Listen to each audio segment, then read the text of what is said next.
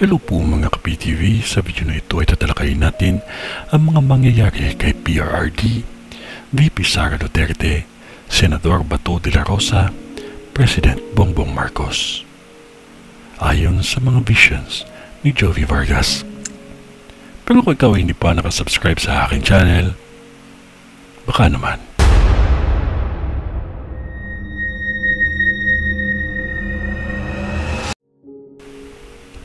Ayon kay Jovi Vargas ay tayo ay nasa Mercury retrograde ngayon.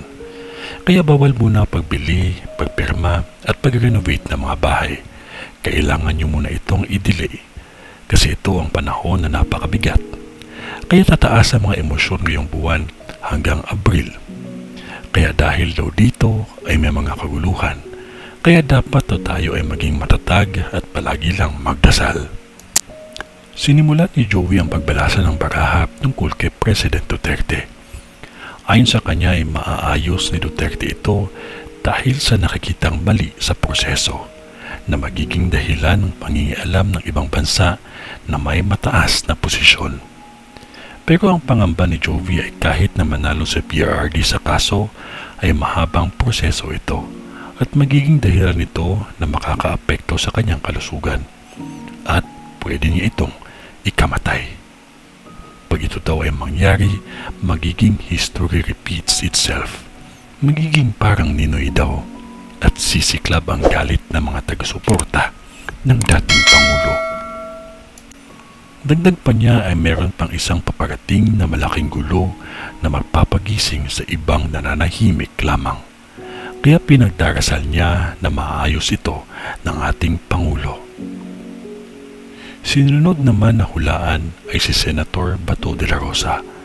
Ayon sa nakikita ni Jovi, mapoprotektahan siya ng Senado kahit na may kasong uusbong laban sa kanya. Hindi siya makukulong sa The Netherlands. Kay VP Sara Duterte naman may nakikita si Jovi na dalawang matataas na lider ng ibang bansa ang susuporta at magbibigay ng tulong sa kanya. Si Harry Roque naman ay pagbibigyan ng kung anuman ang kanyang lalakarin sa dahig, pero ito ay pansamantala lamang. Sa Abril daw ay makakarating si Harry Roque dito sa Pilipinas. Kinakabahala ni Jovi ang nakikita niyang paglaki ng gulo sa susunod na buwan. Nakikita din niya ang isang kudeta na magaganap. Magkakaroon ng ingay sa iba't ibang lupalop ng Pilipinas at posible na pupunta lahat sa Luzon para mas lalong iingay. At dahil sa mga gulo na ito ay mapipigilan ang pagkakaroon ng eleksyon. Madidelay o wala daw eleksyon na mangyayari sa Mayo ayon sa kanyang nakikita. Nung tinanong si Jovi kung magkakaroon pa daw ng martial law, ang sagot niya ay magkakaroon ng malaking issue dahil dito. At kung hindi ito maaayos, maaari itong ikatanggal sa pwesto ni President Bongbong Marcos.